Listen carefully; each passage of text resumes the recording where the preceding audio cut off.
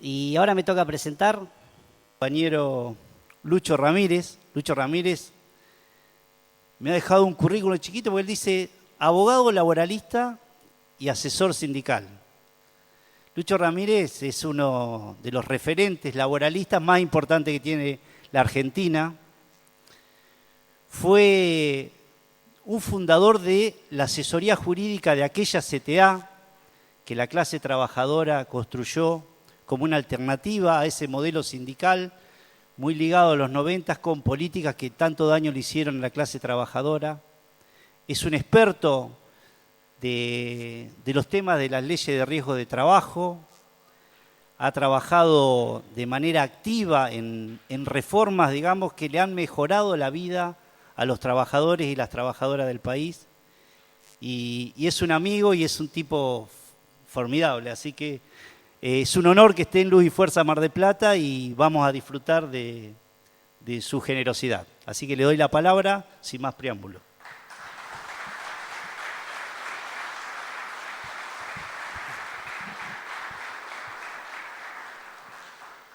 Bueno, muchas gracias. ¿Ahí se escucha bien? ¿Escuchan bien allá en el fondo? Sí. Bueno, por supuesto, comienzo agradeciendo a este sindicato. No es la primera vez que estoy acá. Y quiero agradecerle la oportunidad de tener este encuentro con ustedes. Quiero decirles, número uno, que esto no es una conferencia. Esto es una charla entre compañeros. Es una charla entre compañeros y por lo tanto de lo que voy a hablar, muchos temas absolutamente opinables, absolutamente polémicos. Yo les voy a pedir que me interrumpan, si me levantan la mano, para o preguntar o si no, digamos, dar una opinión. Lo único que le podemos pedir, ya que somos muchos, por suerte, es que seamos breves, eso nada más. Pero no me dejen hablar porque si no va a ser muy aburrido para ustedes y muy cansador para mí. Bueno, como se dijo, nuestro tema es la reforma laboral. Pero, ¿de qué hablamos cuando hablamos de la reforma laboral? Desde el punto de vista del lenguaje, si decimos reforma laboral, en realidad no estamos diciendo nada, o estamos diciendo muy poco. Estamos diciendo que la normativa laboral tiene que ser reformada. Bueno, desde ese punto de partida, podríamos decir que todos estamos de acuerdo que hay que hacer una reforma laboral, o deberíamos estar de acuerdo que hay que hacer una reforma laboral. Porque la norma laboral lo que pretende es regular un mundo que es absolutamente dinámico, como es el mundo del trabajo, absolutamente cambiable. Entonces, por lógica, el derecho laboral, la norma laboral, tiene que ser adaptada, debería ser adaptada en forma constante. El verdadero debate, en realidad, no es reforma laboral sí, reforma laboral no. Porque es un debate falso ese. Porque a los que decimos no o estamos diciendo no a la reforma laboral, nos pone en un lugar de que queremos quedarnos con lo viejo, con lo antiguo, ¿sí? El problema de la reforma laboral no es si hacemos o no la reforma laboral, sino cuál es el sentido, el objetivo, la dirección que tiene esa reforma laboral, hacia dónde vamos con esa reforma laboral y cuáles son los instrumentos o las herramientas que queremos usar. Punto número uno. Si ustedes ven la convocatoria que hicimos para esta charla, ahí ya comenzamos dando una primera definición, porque decimos los derechos de los trabajadores siempre, siempre bajo amenaza.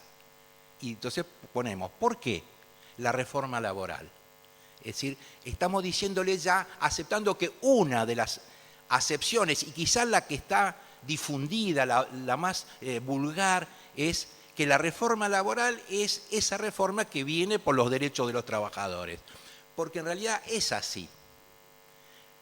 Es así, es decir, la reforma que nos proponen los medios, la dirigencia política, la oposición, esto que hemos escuchado hoy, es la reforma que dice vamos por los derechos de los trabajadores. ¿Y cuál es el contenido de esa reforma laboral? ¿Qué es lo que pretenden con esa reforma laboral?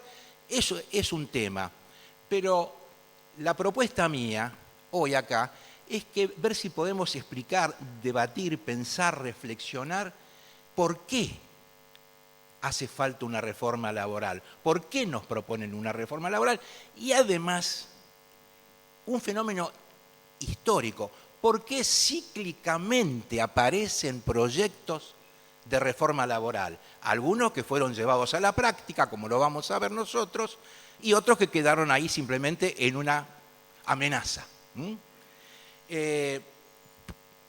Lo primero que yo quiero decir hoy acá es que en todos los grandes conflictos sociales, la primer batalla es la batalla cultural. El que gane esa batalla ya ganó gran parte del conflicto, la batalla cultural. Y la batalla cultural muchas veces comienza por el lenguaje. El que gana el terreno en el manejo del lenguaje ya ganó gran parte del partido. Fíjense ustedes, vamos al tema nuestro. En los 90, ¿de qué se hablaba? De la flexibilidad laboral. Hoy, ¿de qué se habla? De la reforma laboral, porque la flexibilidad laboral tiene mala prensa porque fracasó, porque hay pruebas objetivas de que esa flexibilidad que se llevó a la práctica no fue un proyecto en los 90, la sufrimos todos nosotros, ¿sí? Entonces, como tiene mala prensa, le cambiamos el nombre, no es flexibilidad, sino que hoy es reforma laboral. Y como ya reforma laboral empieza como, perdónenme que hable, a rompernos las pelotas, a muchos, entonces dentro de poco vamos a escuchar hablar de la modernización laboral. Pero es todo lo mismo, es todo absolutamente lo mismo. Siempre recuerdo en estas charlas, y referido a este tema de la batalla cultural, la batalla por el manejo del lenguaje. Fíjense que si yo hablo de flexibilidad y vos hablás en contra, vos estás por lo rígido, ya ahí hay una cosa positiva para uno y negativa para el otro. Yo soy flexible, vos sos el rígido. Si hablo de modernización, yo quiero modernizar, ¿quién puede estar en contra de modernizar? Nadie puede estar en contra. Entonces, pero el retrógrado sos vos que estás en contra. Había un personaje en Alicia en el País de las Maravillas que le decía a Alicia, las palabras dicen lo que yo quiero que digan. Eso es poder, le decía. Eso es poder, que las palabras digan lo que yo quiero. Y todavía hay algunos que piensan que Alicia en el País de las Maravillas es un cuento para niños. No es un cuento para niños. Tiene muchas verdades así como estas. ¿Por qué estamos hablando de la reforma laboral hoy acá? Vamos a ver un video por si alguno todavía, después de lo que hemos escuchado, tiene alguna duda. Vamos a ver si nos ayuda la tecnología y la operadora. El empleado y del que está buscando empleo. La ley laboral que tenemos hoy va en contra de la producción, va en contra del trabajo, va en contra de todas nuestras familias. ¿Por qué? Por lo que recién hablabas vos. Porque nuestros hijos, nuestros jóvenes se quieren ir, porque acá no hay futuro. En este país no hay futuro. En eso estamos trabajando con Diego.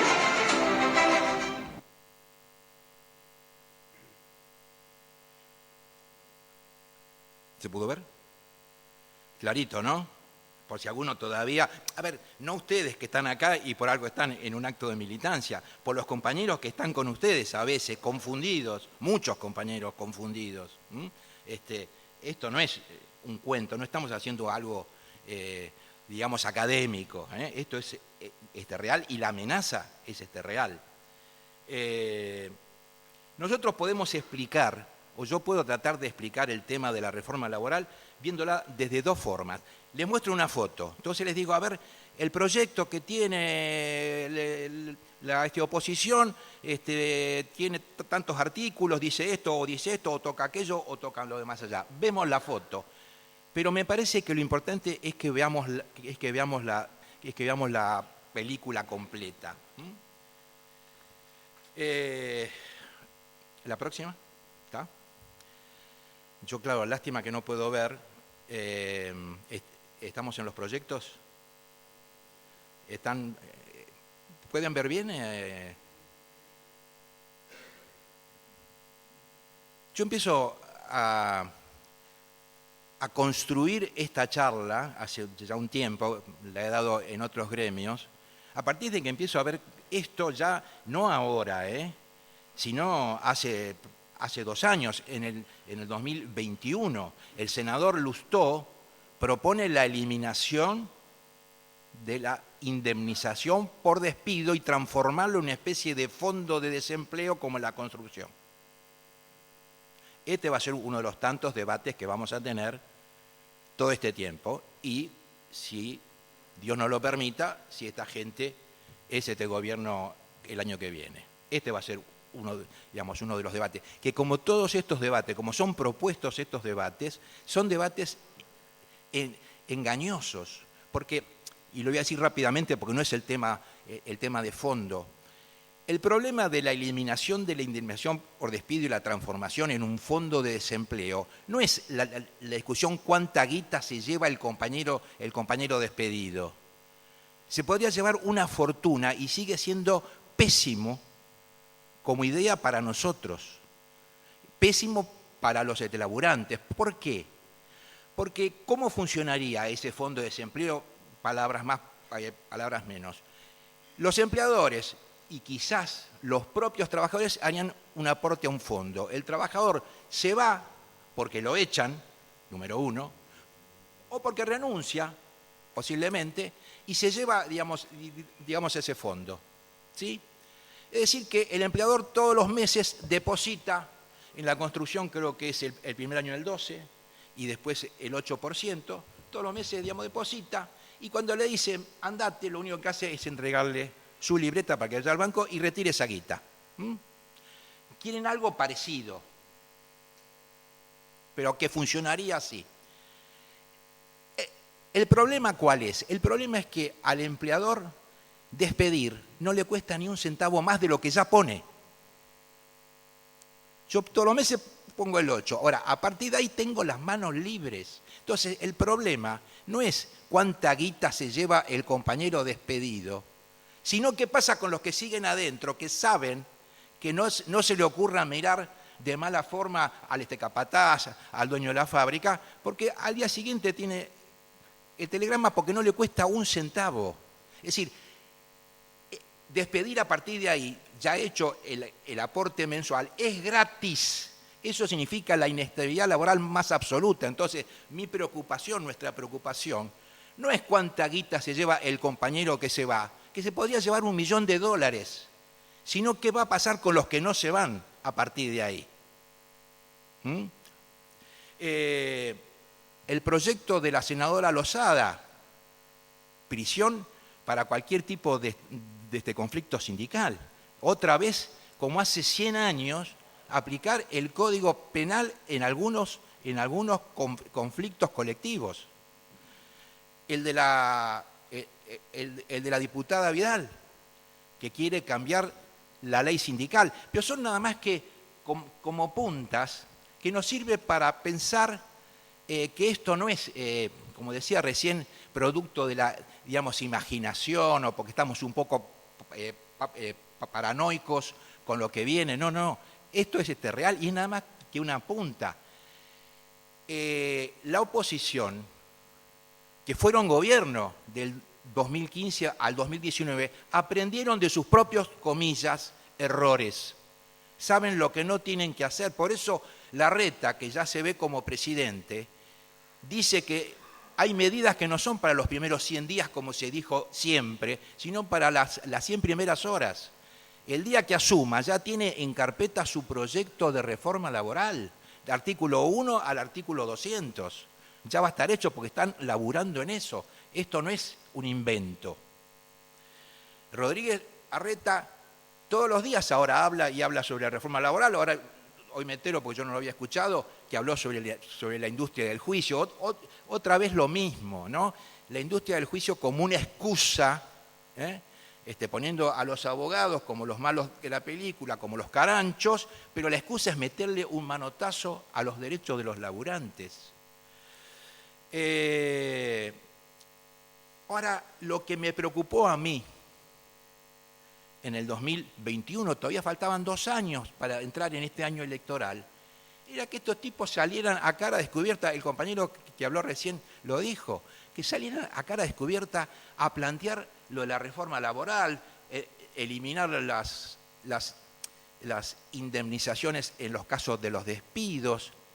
¿Y cómo es esto? Lo digo, pero para que esta gente gane, por lo menos un sector importante de la clase trabajadora los tiene que votar. ¿Cómo llegás al 45, 48, 50% si ninguno de los laburantes que van a ser afectados por esta medida los vota? Entonces, y que ellos, o una de dos, o no les importa nada lo que la clase trabajadora, digamos, argentina piensa de esto, o no les importa nada, o saben que a pesar de esto hay un sector de la clase trabajadora que igual los va a votar y que por eso pueden ganar. Si no, para mí no tiene explicación. Por eso es, digo yo, importante esto, ¿no? Trabajar sobre esto. Si es cierto que hay un sector de trabajadores que los va a votar, que yo creo que sí, que desgraciadamente sí, es porque hay un sector de la clase trabajadora que se ha perdido la conciencia de clase.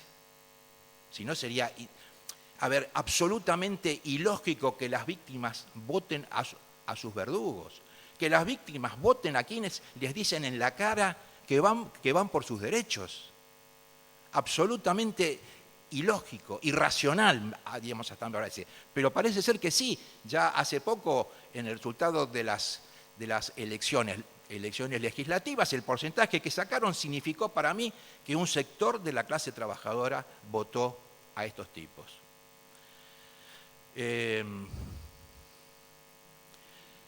La propuesta mía, entonces, reforma laboral, es un tema que vamos a tener que verlo todo este tiempo.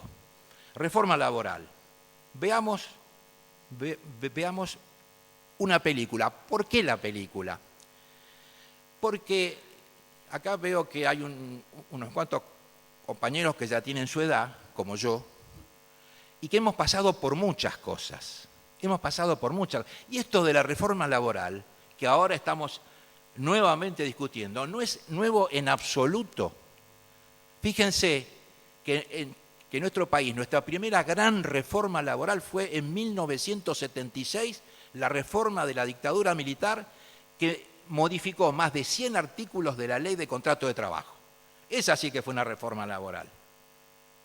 La primera, importante, 1976.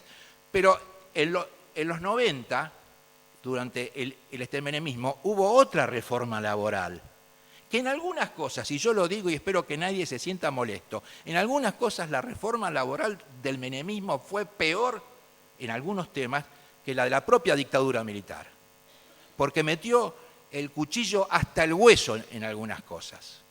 Y tenía una gran ventaja, la legitimidad de origen. Había sido votado por la gente, mintiéndole, por supuesto, ofreciendo una cosa y haciendo otra. Pero había sido democráticamente electo y además el presidente venía con el escudito que decía Partido Justicialista. Y hizo una reforma laboral impresionante. Muchas de esas medidas las vamos a ver otra vez. Los contratos basura, por ejemplo, que había un festival de contratos basura, contratos sin ninguna estabilidad, etcétera, etcétera. Contratos laborales, ¿no? Seguimos, porque en el 2000 vino la Alianza, que también tuvo su reforma laboral, la famosa Ley Banelco, ¿se acuerdan? La Ley Banelco, la que el ministro dijo para los senadores, acá tengo la Banelco para que esto salga. Hicieron su reforma laboral un poquito más tímida, pero fue una reforma laboral también, que salió. Y por último, en el 2017, Macri presentó un proyecto de ley concreto que por no tener las mayorías en las cámaras de diputados y de senadores, el proyecto no salió, pero estuvo ahí, al límite. Entonces, esto decía yo, ¿por qué cada tanto van apareciendo estos proyectos? ¿Por qué cada tanto le quieren meter un manotazo a los derechos de los laburantes? Y para explicar esto, para tratar de ver si lo puedo, explicar, necesito hacer un poquito de historia, si no, no lo vamos a entender. Primeras escenas de esto que yo les propongo de una película. Me tengo que remontar a los orígenes del sistema capitalista. 200 años, años más, años menos. El sistema capitalista nace en función de la conjunción de dos elementos.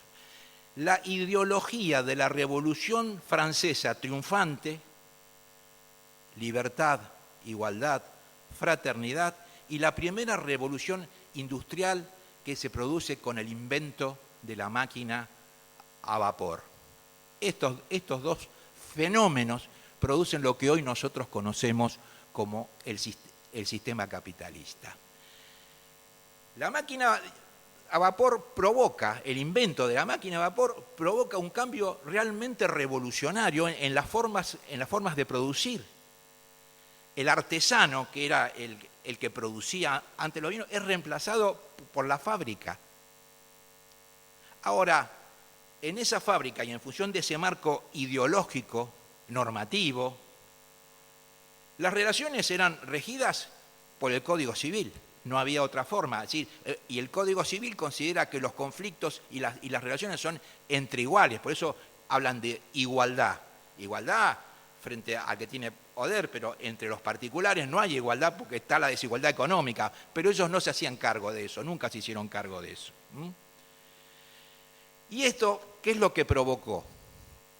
Provocó varios cambios. Por un lado, una situación donde había ciudadanos, individuos que tenían dinero, que tenían este capital, que podían comprar o fabricar estas nuevas máquinas, poner una empresa, poner una fábrica, y por otro lado una enorme mayoría de personas que no tenían eso y que tenían que ir a trabajar para ellos para poder sobrevivir.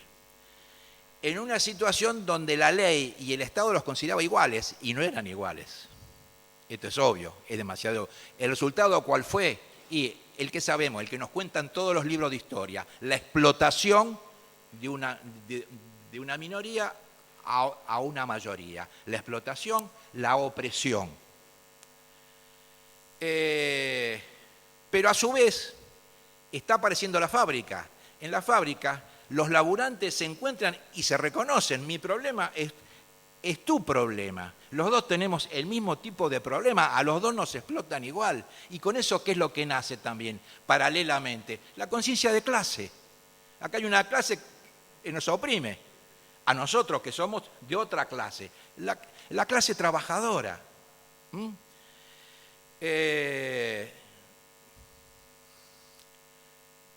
La lógica de esto es que los oprimidos, los explotados comienzan a organizarse para resistir.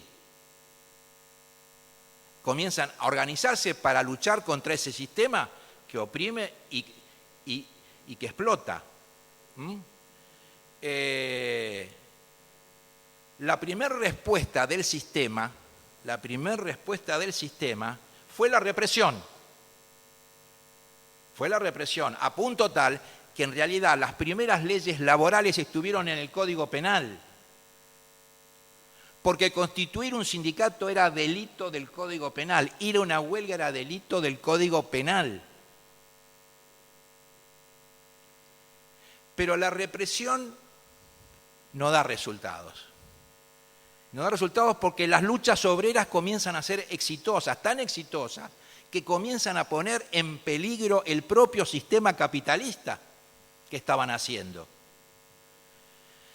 Aparecen entonces dentro de esta organización de los propios trabajadores ideologías diferentes. El socialismo, el comunismo, el anarquismo y otros ismos más, que tenían grandes diferencias ideológicas, pero una coincidencia enorme en su objetivo. Había que destruir el sistema capitalista que explotaba y que oprimía a la clase. Ahí había coincidencias.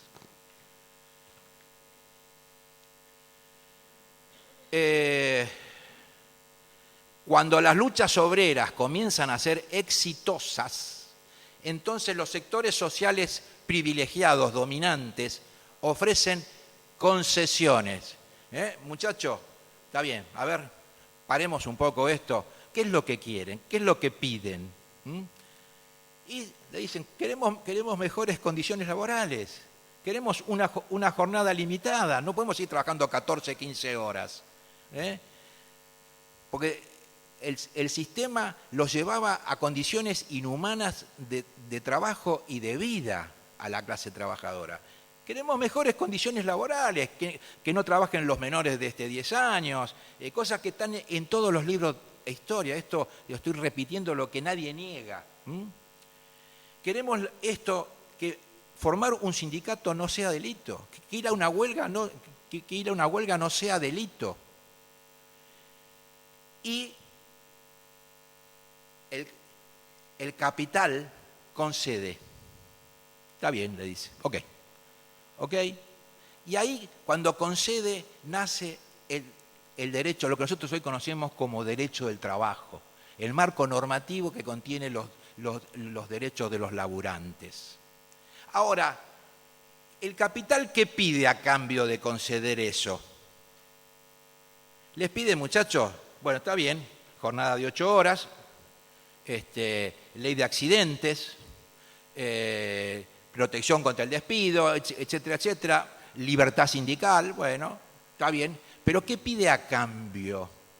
A cambio tienen que aceptar las reglas del sistema capitalista. Reglas, es decir, el derecho de propiedad es casi un derecho absoluto, hasta ahí, bueno, todos los derechos que nacen a partir de reconocer el derecho de propiedad. No jodan más con eso de que hay que hacer pelota al sistema capitalista. A cambio de esto, te voy a conceder esto. Y un sector muy importante del movimiento sindical internacional en ese momento acepta este intercambio. Quedó un sector minoritario que todavía existe, pero que es minoritario en el concierto mundial, que dijo, no, esto nosotros seguimos pensando que hay que cambiar el sistema capitalista por otro. ¿Sí? Más desde una visión mucho más de izquierda, por decir así.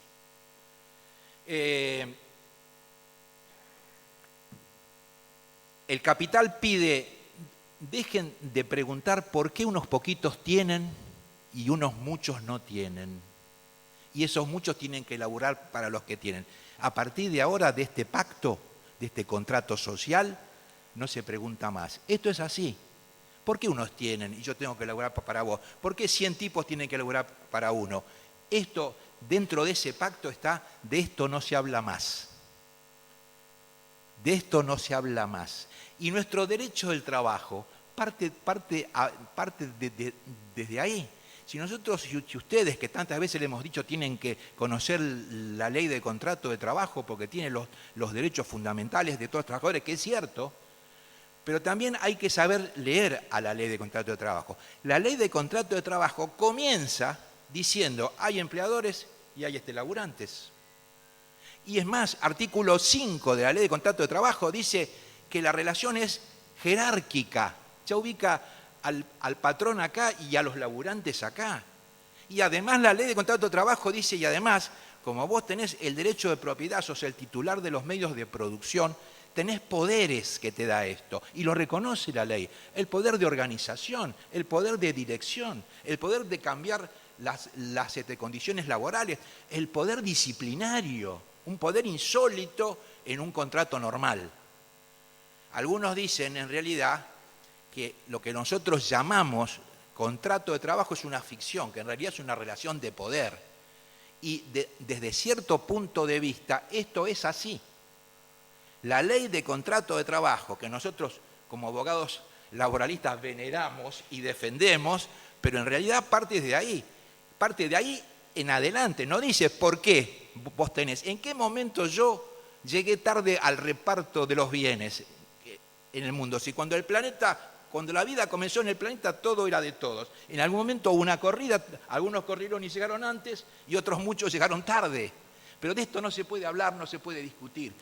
Dentro de ese marco, entonces sí aparece, a partir de ese punto de partida, el derecho del trabajo empieza a poner límites a esos poderes que le reconoce, digamos, al patrón. Tenés el poder de dirección, pero no podés ser arbitrario, irrazonable, no podés afectar la dignidad de los trabajadores. Le empieza a poner dentro, a partir de que le reconoce ese poder, le pone los no poderes. No podés. Y esto es lo que lo jode. Al capital esto lo jode históricamente, este montón de no poderes que consideran que le fueron impuestos, estas cosas que consideran que le fueron arrebatadas. ¿Sí? Entonces, ahí vamos a empezar a entender, quizás por lo menos como yo veo la cosa, como yo veo la película, ahí vamos a empezar a entender por qué van pasando cosas después. Hay un jurista español que vos conocés, Joaquín Pérez Rey, un brillante jurista español, joven y brillante jurista español, hoy ministro de Trabajo de España, que estuvo acá en una jornada nuestra, ¿sí? Hace como 10 años, 15, ya no me acuerdo. Brillante. Y él dice respecto a, digamos, este fenómeno, el derecho del trabajo, que nace a partir de este pacto social, de este contrato social, fue un avance formidable de la clase trabajadora. Esto es indiscutible, pero, él dice, consolida su explotación y aplaza indefinidamente su emancipación. Porque en el sistema no se puede discutir porque hay algunos que tienen, unos pocos que tienen y unos muchos que no tienen, que para sobrevivir tienen que lograr para esto. En el sistema esto no se puede discutir.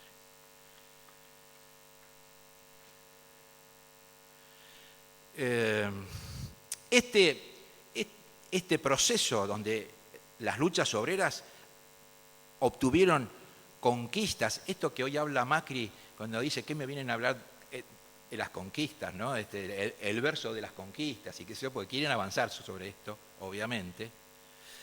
Este proceso de adquisición de derechos en función de la lucha de la clase trabajadora duró más o menos hasta mediados de la década del 70 del siglo pasado.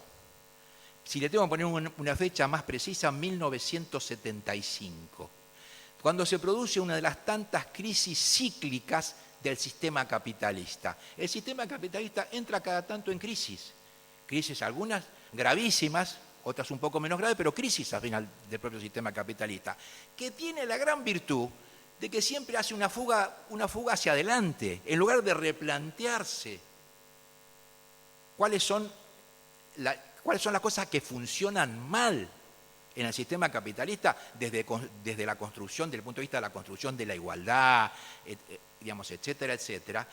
Hace fuga hacia adelante. Esto entró en crisis porque nos hace falta más capitalismo. Siempre nos proponen un poco más de capitalismo, no menos capitalismo y un poco más de otra cosa. Funciona hasta 1975, la famosa crisis del petróleo. Bien, ¿qué pasó ahí? Ahí aparece, por lo menos triunfante, paseándose por el mundo, una ideología que todos hemos conocido como el neoliberalismo. No es que no existiera, pero a partir de ahí es como que impone sus ideas.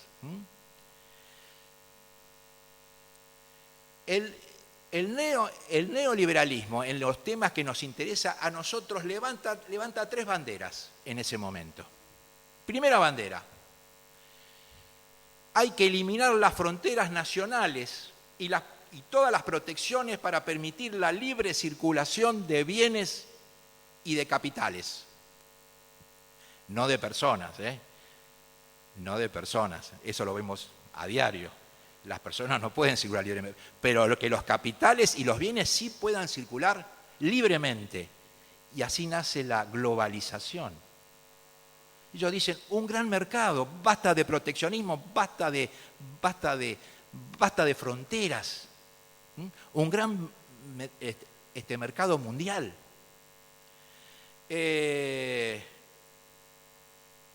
Ahora, claro, en paralelo a este abatimiento de fronteras, a hacer un gran mercado mundial, dicen, la vieja empresa no funciona más.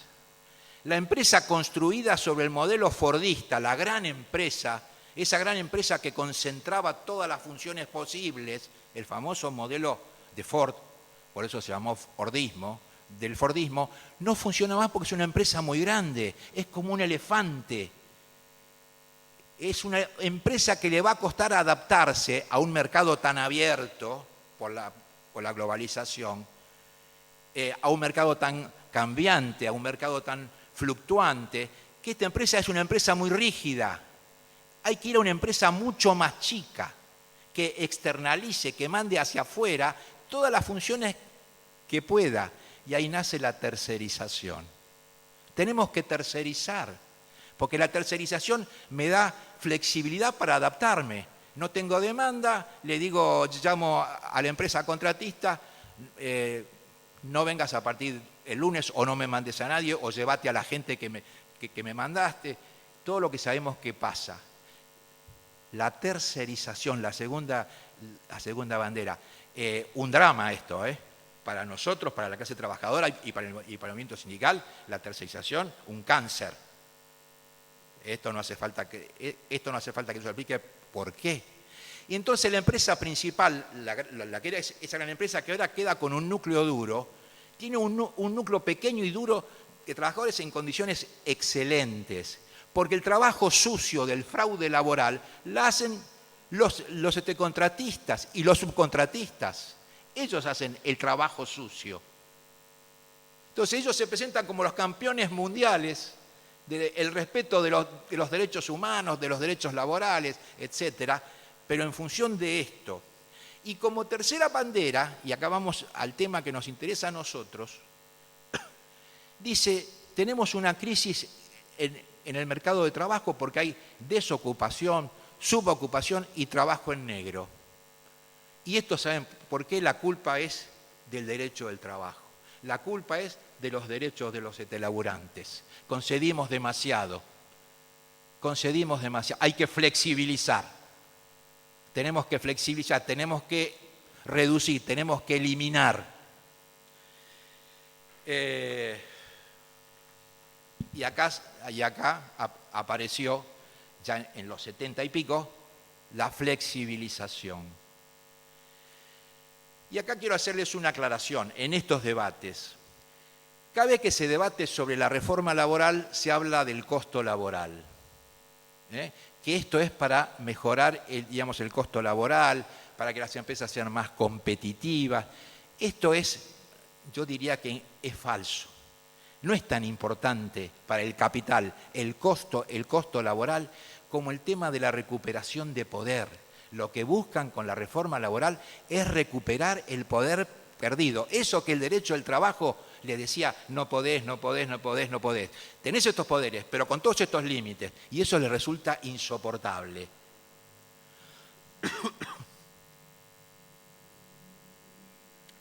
Sigue la película. Estamos en el muro de Berlín porque no puedo verlo. ¿Sí?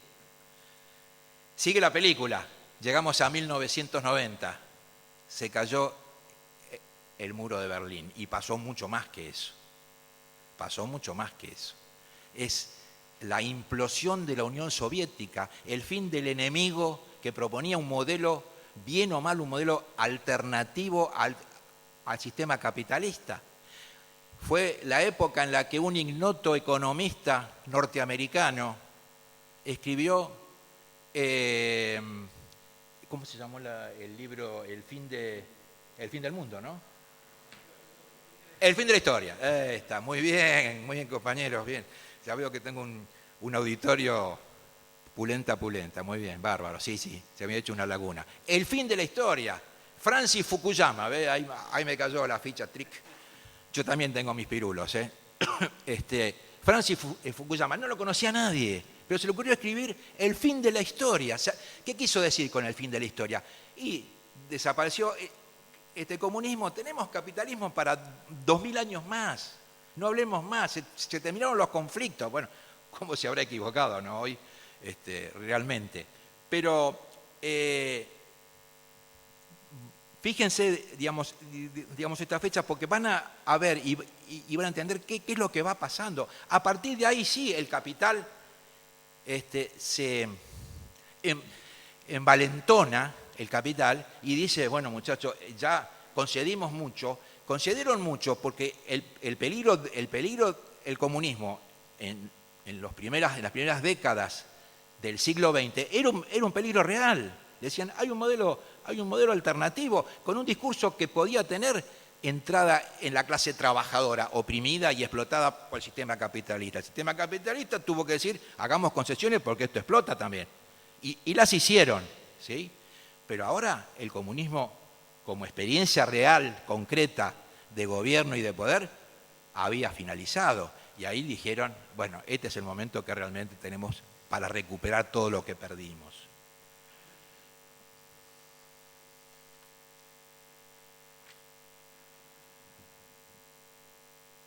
Voy a saltear alguna cosita para que no se nos haga demasiado largo. Bien.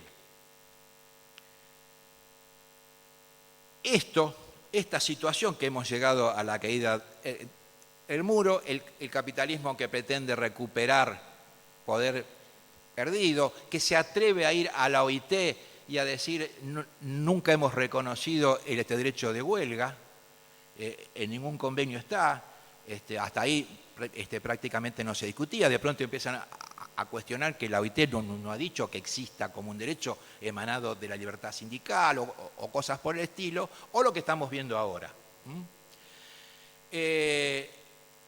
¿A qué se debe esto que cíclicamente comienzan a aparecer reformas laborales o se aplican reformas laborales o existen proyectos de reformas laborales?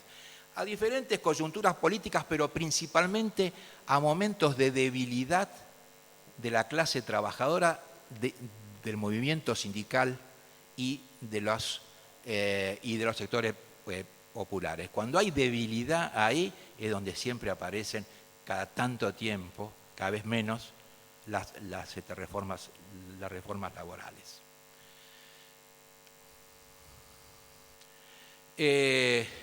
Hemos visto muchas, ya les dije, las de la dictadura, la de Menem, la de la Alianza, la que quiso imponer Macri y la que ahora ya sabemos que pretenden imponer los muchachitos de la oposición si ganan estas elecciones. Todos los proyectos de reforma laboral, los que se aplicaron y los que quedaron en proyecto, tienen una matriz idéntica.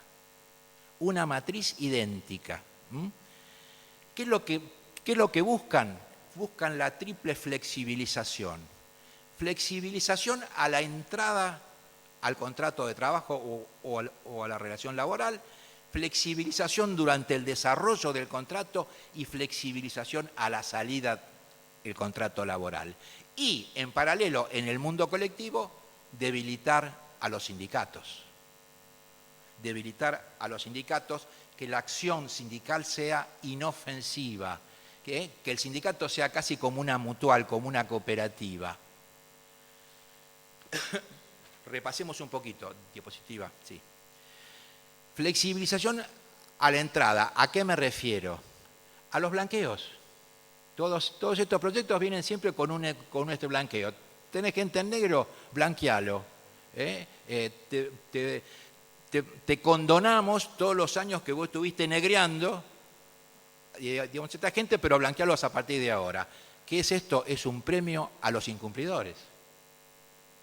El blanqueo es un premio a los que no cumplieron. Segundo, ofrecen reducción de las contribuciones patronales. Siempre está esto. Está siempre sobre la mesa. ¿Que esto qué es? ¿qué es lo que hace? Desfinancia a los sistemas de la seguridad social. Porque la guita de algún lado la sacan o deja de ingresar. A la salida, flexibilización, a la salida el contrato de trabajo. Y lo que decíamos antes, hay que abaratar los despidos. El despido tiene que ser barato para que sea fácil. Pero yo les digo acá, si bien es cosa para los abogados, que el despido barato viola la Constitución Nacional y el artículo 14 bis. Porque el artículo 14 bis, ¿saben lo que dice? Protección contra el despido arbitrario. Las leyes, la Constitución argentina le dice al legislador, tenés que dictar leyes que protejan contra el despido arbitrario. Despido arbitrario es el despido sin causa, ¿sí? Cuando no hay causa, te dice que está la plata. Pero la ley no dice hay que reparar el daño que provoca el despido arbitrario. La ley dice hay que proteger contra el despido arbitrario. Y proteger contra el despido arbitrario es que el despido sea costoso, no que me cueste lo mismo despedir que no despedir. Así de sencillo, ¿no? Acá es donde aparecen entonces este proyecto del Fondo de Desempleo para que no tenga costo adicional, digamos, el despido, los contratos basura que cuando termina, gracias por los servicios, chao, adiós, etcétera, etcétera. Hay 200 figuras que apuntan a esto, a que la salida del trabajador sea poco costosa o prácticamente gratuita. Lo que les interesa a ustedes, todos ustedes o la mayoría de ustedes tiene laburo, flexibilización durante la relación laboral. La vedette de esta flexibilización es el tema de la jornada de trabajo. La jornada flexible. Y acá también esto es, cuando los compañeros de principio del siglo XX lucharon, dieron su vida, dieron su libertad, estamos festejando ahora hace pocos días, el 1 de mayo, para luchar por la jornada reducida, era porque la idea es que el laburante le vende, comillas, al patrón 8 horas de su tiempo, pero las 16 horas restantes son de él. Son de propiedad de él para que haga lo que quiera. Se supone que 8 horas para el descanso y 8 horas para lo que quiera, para el ocio, para la familia, para lo que se le cante. Pero la flexibilización en el horario de trabajo, te pagan por 8, pero las 24 horas estás a disposición. Prácticamente a disposición de, ellos dirán, de este mercado, de estos mercados, y hoy no tengo producción, hoy no tengo demanda, entonces bueno, te vas, pero después tenés que venir muchas más, el famoso banco de horas, etcétera, etcétera, que es una forma de no pagar más horas extra para que sea barato. La polivalencia funcional, se terminaron las 7 categorías laborales, en principio. Todo el mundo hace todo. Esto es otra de las banderas que vienen con la reforma laboral. La movilidad. ¿Cómo que no podés ir a trabajar a tal lado, a 200 kilómetros? No, ¿cómo ir a 200 kilómetros? ¿Y el tiempo ese? Y otra de las grandes demandas del capital, lo que llamamos los abogados el ius variandi. El ius variandi es la posibilidad de cambiarte las condiciones laborales, pero nuestra ley de contrato de trabajo le dice no podés causar perjuicio moral, ni material, ni afectar condiciones esenciales del contrato de trabajo. Por ejemplo, si yo tengo un horario fijo, no me podés cambiar ese horario por un turno rotativo, porque el horario es una condición esencial del contrato de trabajo. No me podés causar un daño, no solo económico. Hemos visto casos muchas veces, cuando le dicen, mirá, tenés que ir a trabajar a 150 kilómetros. No, pero eso me lleva tanto tiempo más de viaje. Yo te pago. Sí, pero ese tiempo es mío. Lo que estamos regalando, rifando, es ese tiempo que es nuestro, que es de ustedes. Eso es lo que están, digamos, regalando con estos modelos de flexibilizar los límites que la ley de contrato de trabajo le pone al patrón en el ius variandi. Y, por supuesto, para los sindicatos también hay para que tengan. apuntan a atomizar. Hay unos proyectos ya dando vueltas para eliminar la personería gremial, para eliminar los derechos exclusivos de los sindicatos más representativos del modelo sindical argentino. Si que puede haber sindicato sería algo parecido al modelo chileno, ¿no?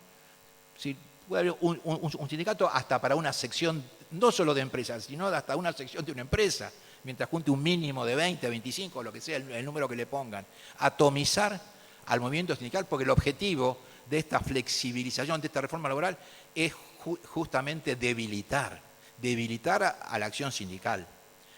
En paralelo a eso, que los convenios colectivos, basta del convenio colectivo o la actividad, hay que bajarlo al menor nivel posible, mínimo de empresa, pero si se puede un poco más abajo, un poco más abajo. Terminar con la ultraactividad en los convenios colectivos. ¿Qué significa esto? Hoy un convenio colectivo vence y sigue rigiendo hasta que pueda firmar otro, con lo cual yo negocio, el sindicato negocia con ese piso, digamos, garantizado. Mientras no consigo negociar, tengo lo anterior. No dice, no, si el contrato es por 2 años, a los 2 años no negociaste el nuevo, vas a la ley de contrato de trabajo, se terminó el convenio colectivo. Esto lo quieren eliminar. Por supuesto, fundamental esto en el proyecto de reforma laboral, que la huelga sea absolutamente inofensiva. ¿Y cómo lo van a lograr? Como no la pueden prohibir, porque no se bancaría en ningún lado, ¿qué es lo que hacen? Proponen reglamentarla. Es la gran forma de eliminar un derecho, siempre es reglamentarlo. Entonces te van a poner los servicios mínimos. ¿Y cuántos son los servicios mínimos? Y el 95%. Eso no es una huelga, eso no es un conflicto. Ni hablar de estos proyectos como el que presentó Lozada, de ir al Código Penal, digamos, en forma directa. Y también apuntan a debilitar económicamente a los sindicatos. Incluso de muchas formas. Una, suprimiendo los que algunos sindicatos tienen, que son las cuotas solidarias, ¿sí? La que paga el no afiliado por recibir los beneficios del convenio colectivo. La mayoría de los sindicatos argentinos lo tienen, la cuota solidaria. 2, eliminar cualquier tipo de aporte patronal a los sindicatos, bajo cualquier forma. Y tres, terminar con la retención de la cuota sindical. ¿Se imaginan si cada laburante tiene que venir acá a la ventanilla a poner la cuota? No porque no haya voluntad, pero es la forma de hacer pelota económicamente al sindicato, no hay ninguna duda. Pasamos a la próxima. Esto es nada más, ¿estamos en Argentina y sus reformas laborales? Sí, bien, fantástico. ¿Se acuerdan en esta película que le fuimos contando que la etapa de conquista llegó hasta mediados de la década del 70? Bueno, fíjense Argentina. En 1974 se aprobó nuestra ley de contrato de trabajo. Ahora, 2 años después, solo 2 años después, vino la dictadura y le voló 100 artículos, más de 100 artículos. ¿Qué es lo que dijimos nosotros? Que en el 75 hubo esa crisis donde apareció el neoliberalismo, diciendo hay que flexibilizar porque si no, esta crisis del mercado de trabajo o se puede arreglar, hay que sacarle derecho a los laburantes. La caída del muro de Berlín, 1989, ¿qué pasó? En 1990 el menemismo nos mandó una reforma laboral que todavía estamos sintiendo los efectos. En el año 2000 vino la alianza con la ley Anelco y en el 2015-2019 el proyecto del macrismo, que en ese momento no pudo. Pero si ganan estas elecciones como dicen que pueden ganar, van a tener la mayoría para sacarlo y todavía creo que va a ser peor que ese, que tenían la intención de negociarlo. Siguiente. Y voy finalizando. ¿A qué viene todo esto? Porque estamos en un sindicato, porque el sindicato, como les dije en esta película, nació de la lucha. Los derechos de los trabajadores nacieron de la lucha. Los derechos de los trabajadores solo se pueden conservar con lucha. y no hay forma de concebir un sindicato que no esté dispuesto a luchar. Por eso, yo para terminar esta charla, al final hablé yo solo, pero bueno, sí, al final hablé yo solo. Pero para terminar esta charla quiero recordar, como siempre lo hago, algo que decía Mahatma Gandhi. Mahatma Gandhi, ustedes saben que fue prácticamente el responsable de liberar a la India del yugo de uno de los imperialismos más crueles y salvajes de la humanidad, que fue el británico, el de los ingleses. 100 años estuvieron los ingleses teniendo a la India como una colonia. Fue Gandhi realmente el artífice de esa liberación, y además con una bandera extrañísima quizás para muchos de nosotros, la no violencia. Él no quería la violencia y lo consiguió. Fue realmente, era abogado, era un maestro espiritual. Y Gandhi le decía a sus compañeros de lucha, durante muchísimos años de lucha por la independencia, le decía, quizás mañana tengamos que hablar con nuestros hijos y decirles que no pudimos ganar, incluso que nos derrotaron. Pero no podríamos, mirándolos a los ojos, decirles que viven como viven porque no nos atrevimos a luchar. Gracias.